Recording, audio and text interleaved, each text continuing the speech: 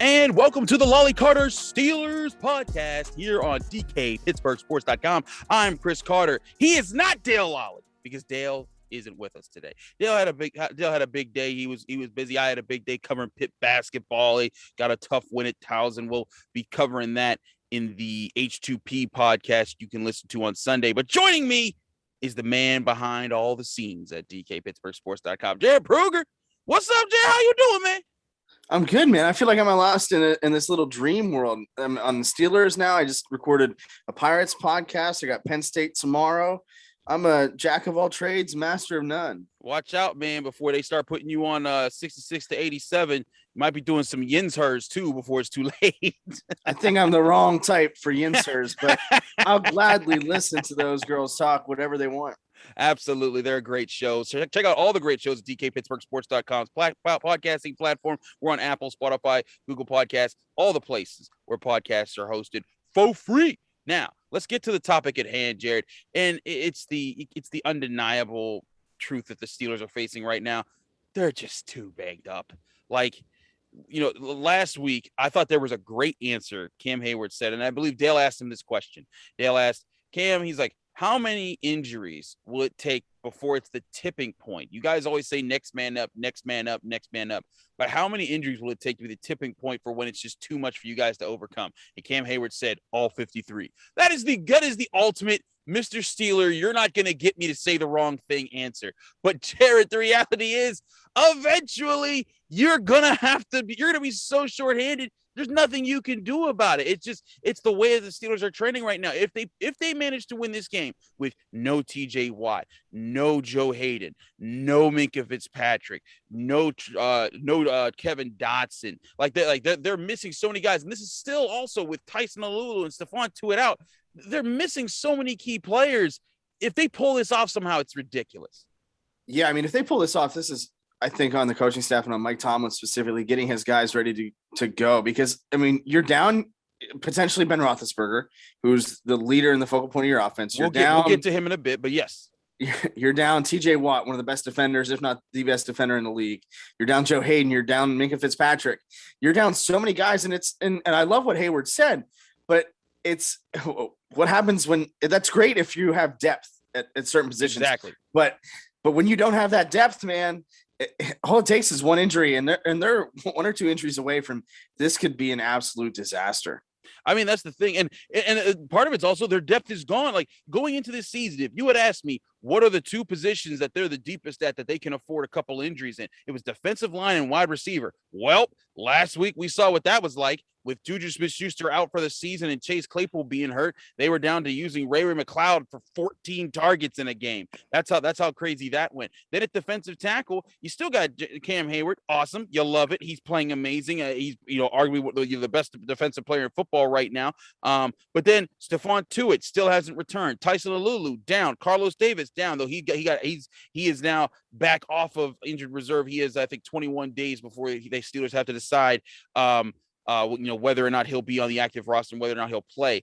But you're down three defensive linemen, then all of a sudden you're playing Henry Mondeau and you're playing, Isaiah Loudermilk, who's also out for this game, by the way. So like another hit to their depth. They've been losing their depth. And I get that players can't think that way. They can't afford to. Their job is to say the standard is the standard. I'm going to uphold the level of competition, blah, blah, blah, blah, blah. We get that. That's what it's about. That's what you do as a player. But as an analyst, as a journalist, as a fan, when you look from the outside, you're like, man, that's just a lot to deal with. And that's the bottom line this year. And the Chargers are dealing with injuries too, not to say that they're not. But this is a lot for the Steelers team to have to go through, especially a Steelers team that we knew was going to have to rely on his defense. This is a year we knew whole new offensive line, lots of rookies starting, lots of guys filling in there. So the defense was going to have to carry the way. And now, not only are you missing what you said, TJ Watt, maybe the best defensive player in the league right now, along with Aaron Donald, Cam Hayward, and the like of those guys. But you're also still missing Stephon Tuitt. You're also still missing Tyson Alulu. And now you're down Joe Haden, which means your top cornerback's out. And now you're down the first team All-Pro for the last 2 years, Minkah Fitzpatrick at safety. Like eventually this adds up to serious problems that it's just tough for any team to overcome. But we're still there still are guys that you're excited to see. You're excited to see Trey Norwood play some safety, right, Jared? But the bottom line is at the end of the day, all teams have NFL players on them. All these teams got guys that are making a lot of money in the league. And when you're starting to resort to your backups, it's just that much harder for you to stand up to those teams that are healthy. Right. And I mean, you played the game, you've been around the game. One of the favorite coaching saying is it's not about your 1s and 2s, it's about your 3s and 4s. Well, at certain positions, they're at their 5s and 6s. Yeah. I mean, you got a guy like Taco Charlton who joins the team on the practice squad and then gets promoted to the active roster and is going to be playing significant minutes and significant snaps. And that's just the nature of the beast. I mean, the good news for the Steelers, I think, this week is that the Chargers are impacted by COVID and injuries as well. And, if there's one silver lining, I think it's that. And it's one of those situations where they are impacted with Joey Bosa, Jerry Tillery, and Christian Covington, along their defensive front. So that's a plus. Drew Tranquil is also on that list. So, could they come back? Maybe, but at the same time, they're getting a little bit of a depleted Chargers defense, which is a good thing for that offense because the offense is probably still going to have Mason Rudolph leading the charge. Let's talk about that because Ben Roethlisberger needs 2 negative tests by Sunday. That's the bottom line there is that he has to, if he's going to be able to play, it's going to come down to that. We are not privy to the information as far as what tests he's had negative and this, that, and the third. Now, by the time you hear this podcast on Saturday, that might be out there. Someone might have broke that in Ian Rappaport and Adam Schefter or one of those guys with those kind of ins. But the bottom line is that this Ben Roethlisberger, he hasn't been able to practice the team for a week and a half, going on 2 weeks now. Mason Rudolph has practiced with the ones, and he's been kind of preparing for the reality that he might have to start for a second game in a row. But still, this is an offense that was never going to be predicated on the quarterback having to be a phenomenal player. This has always been an offense that said, hey, feed Najee Harris, get the ball to our receivers, let them make the plays after the catch. That's what you're designed to do. And don't turn the ball over. In all of the Steelers' 5 wins this season, Ben Roethlisberger did not throw a single interception. That's a huge factor here. If Mason Rudolph plays, it's got to be the same deal. Don't give away the game. Just play within the scheme. Let the plays come to you. Take what's there. When the plays open, do take the shot. But don't throw the risky, try to fit it in between double coverage type of throws unless it's absolutely necessary in this one. Yeah, the big thing for Mason Rudolph is just being Mason Rudolph. Just complete the passes, the high percentage passes. Yes. Feed Najee, get your tight ends involved in the game early, and just play the game. Don't try to do too much. Let's be real. He gets a lot of reps with the ones, no matter what. He does every week. Even with Roethlisberger healthy, that's just the way that it is. When Ben's a veteran, he's earned his time. He's going to step in once he gets back and not really have missed a beat. But it looks like Chase Claypool, I think, is going to return on Sunday, which is he's back. Huge for them. That's going to be their number 1 receiver. But the key for me is you got to get those tight ends involved early and often, and that's something that they really didn't do against Detroit. They did not. Pat Freiermuth didn't get targeted, I think, until like late in the second quarter. He had 5 catches on the day. And especially when you get down to the red zone, and I asked Najee Harris about this. I'm like, hey, what have you guys talked about how you're going to improve in the red zone? He looked at me and he said, run the ball. And I was like, oh, well, there's a message for you. But when you got to the red zone last week, you had that possession where you had three passes. Oh. None of them went to Pat Freiermuth. None of them went to Najee Harris, and you didn't run the ball one time in that sequence. You convert on that for a touchdown in that game, in that sequence there, you probably win the game. And that's what the Steelers have to remind themselves is getting back to the things that they're good at. That's one thing I wrote about for Carter's Classroom this week when talking about the short passing game. Matt Canada, he's trying to do things that are unconventional. That's trying to catch people off guard. I get that. That's difficult. That's a serious challenge, especially in an offense that you don't have the best quarterback situation right now. You don't have the best offensive line situation right now, but you've got these playmakers. Don't go away from those playmakers so much that you end up trying to be too cute, and then you have plays like that where you've missed opportunities. Instead, lean on those guys. Let them. And there's times after you've leaned on them for so long, that's the trick of the game is trying to figure out when's the time to play off of that for the play action or the jet sweep reverse or the flea flicker or something crazy that's going to catch a team off guard. But you got to lean on those guys. I'm right with you, Jared. Yeah, and let's be real. I think a lot of his game is east to west, and he was like that even at Pitt Yes, he when was. he was the OC there, which you saw extensively. So I mean, and you're right. Don't get too cute, man. Cute is for puppies and babies, but not for football. Like, just play the game. Work north and south. Get the ball to Najee. I replay a lot of. I've seen a lot of really weird football. Like I saw, highlights from Penn State playing Illinois. You mentioned Pat Fryermuth, Penn State alum, and Penn State couldn't score from 2 yards out against Illinois in 9 overtimes. Yeah, trust me. And I then you watched that. That was see, depressing. yeah, if you didn't want to spoon your eyes out, that was just awful. And then you watch the Steelers are in the red zone inside the 5 yard line, and they don't get the ball to Najee Harris. And I obviously I don't get paid to make those decisions, but like he's your dog. He is Yeah. your guy down there. Yeah. Even just Mason Rudolph sneaking the football is going to get you yards. Why are you passing 3 times? Don't get too cute. Play the game and just work north and south and really just play your style of football. Ground and pound, hard nosed, and keep. I mean, Detroit was never going to win that game. Neither team I thought should have won that game, but stay within yourself and don't try to do too much, because when you get outside of that scheme, bad things happen. I think we got the quote of the show right here. Cute is for babies and puppies, not for football. There you go, straight from the mouth of Jared Pruger. We're gonna take a quick break on the Lolley-Carter Steelers podcast. Be right back. We're gonna give you our picks. We're going up against Jared this week. That'll be fun. We'll do that right after this break.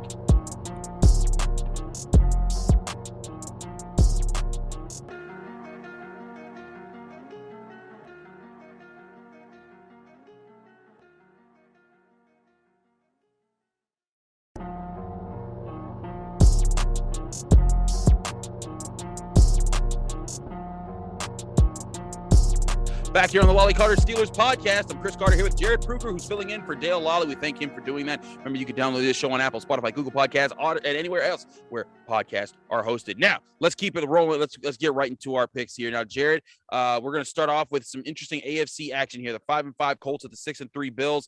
I'm going with the Bills. They've let me down a few times this year, but they look like they were back last week. The Colts, I don't know who they are. They're too inconsistent. I'm going with Josh Allen. Yeah, I mean, both teams I think have been inconsistent at times. The Colts, Jonathan Taylor's a stud. He is. But I just don't think they have enough firepower with the Bills. I'm taking the Bills as well. Allen is great. Diggs is pretty good, and that defense is going to really step up, I think, and really thwart what the Colts have got to offer.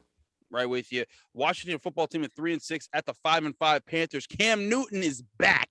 And I'm betting on the Panthers. I think Cam Newton and them, there's some just revived energy in the building. There's going to be some stuff in Washington. Even though they beat the Buccaneers last week, huge upset for them. I think they're going to be riding a little too high on that, and the Panthers are going to knock them right off the horse. Yeah, and I think, it's going to be a lot closer than people think. I mean, you look at the records, and the football team, I love saying that, the football team is 3-6, and the Panthers are 5-5, and they played really well with Cam Newton. And it's a homecoming for both teams, because Ron Rivera makes his return to Carolina. Yeah. And Cam Newton makes his return too. It's his first time he's been back since he got cut. So I think it's going to be a great game.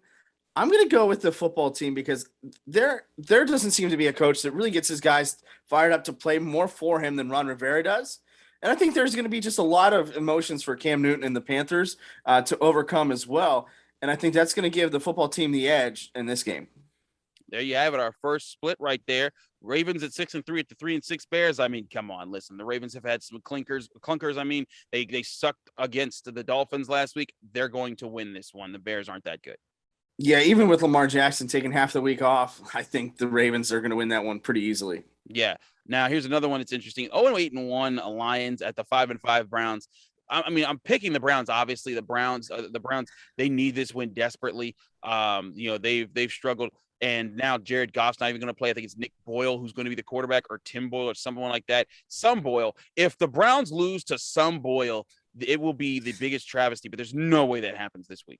Some Boydie will be not happy in Cleveland, but that would be such a Browns thing, right? Yeah, if they lose to a nobody to a nobody quarterback for the Lions. And the Steelers tied them last week, and that was embarrassing for them. But I can see the total of the Browns. I mean, the Steelers, again, they beat the Browns. So now it's like, man, and they get Nick Chubb back. That's big. But again, that's why I'm betting on the Browns. They can't lose this game. If they do, that team, that city is just going to crumble so fast. they're going to crumble just like the Guardian sign did this afternoon or this morning when it was put up on Friday.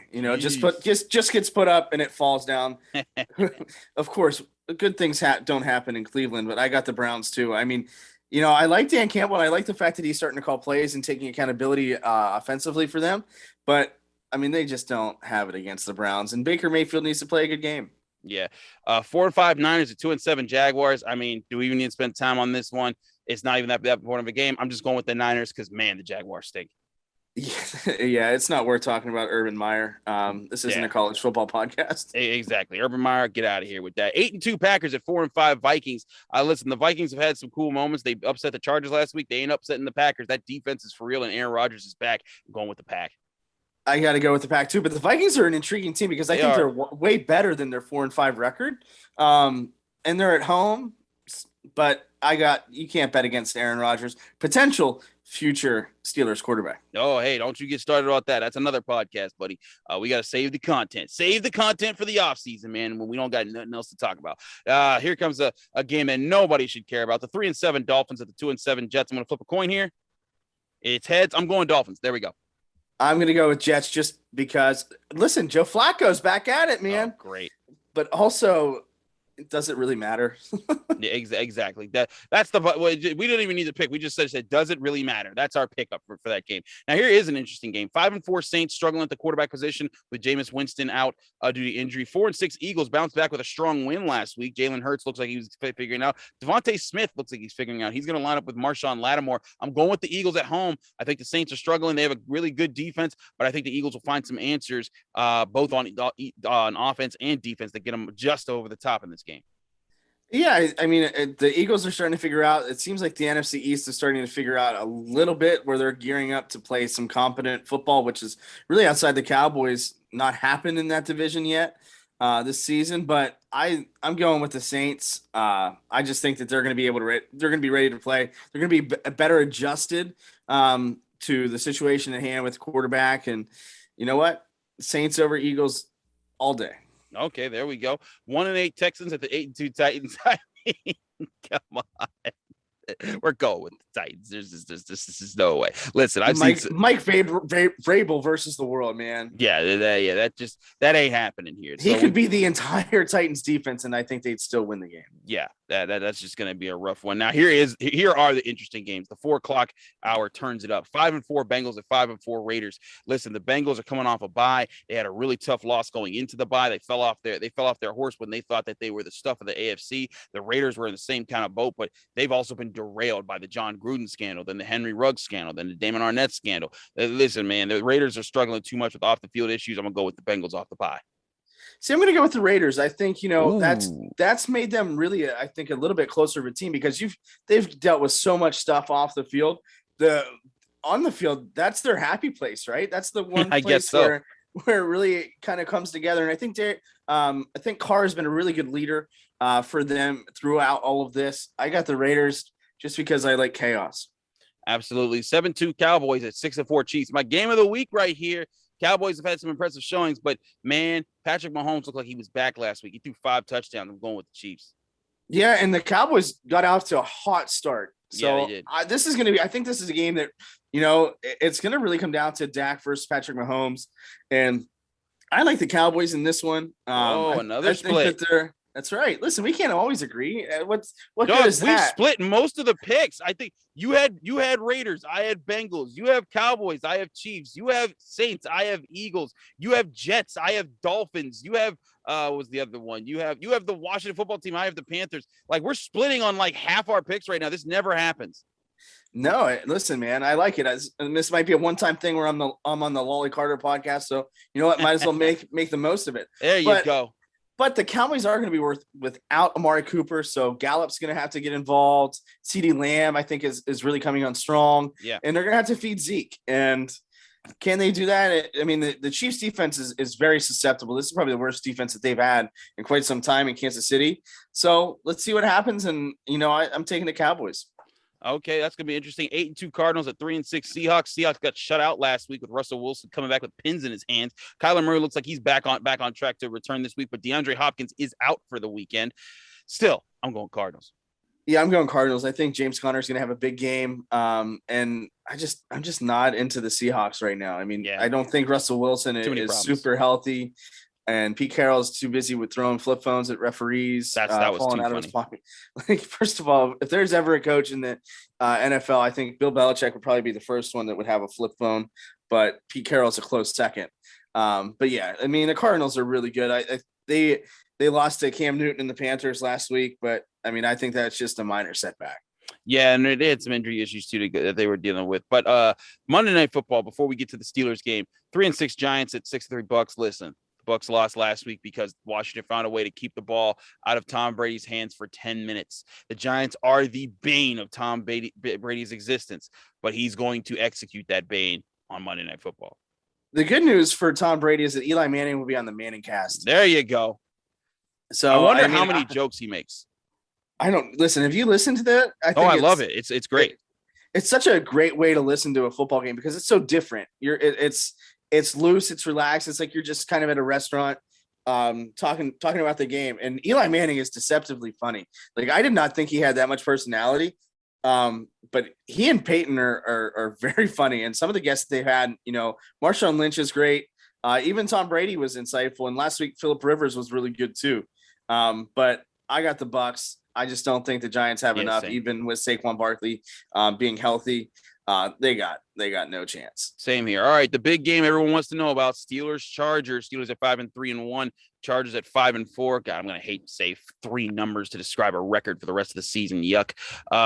But let's look at it this way: the Steelers, like we said, they're hurt up. The Chargers are a little hurt up. Jared, give me not only your pick to win, but your final score prediction.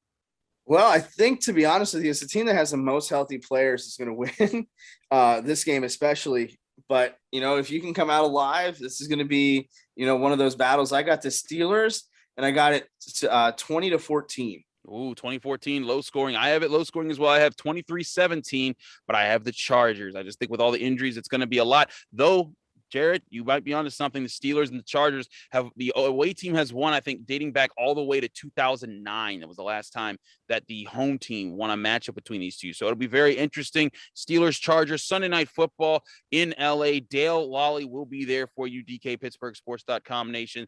Thank you for listening to this podcast and the Lolley-Carter Steelers podcast. Jared, thank you for joining me here. It's always great to have you on the show. We'll look forward to having you again sometime whenever Dale is too busy to be on with us, because he is a busy man. He runs all the different things. He does a lot of work around here, setting up all the live file and and doing like the setting up the staff picks and getting the kickoff together. It's a tough job being the solo guy on the Steelers beat, but we thank him for doing that. Jared, thanks again for being on the show. I'm Chris Carter, your host here on the Lolley-Carter Steelers podcast. And be sure to check us out. We're on DKPittsburghSports.com's podcasting platform, along with all the other great shows here on Apple, Spotify, Google Podcasts, anywhere podcasts are hosted. Good luck to all the Steelers fans this weekend. We hope that you don't get too disappointed Sunday night. We'll be back in your ears with more on the DKPittsburghSports.com's podcasting platform.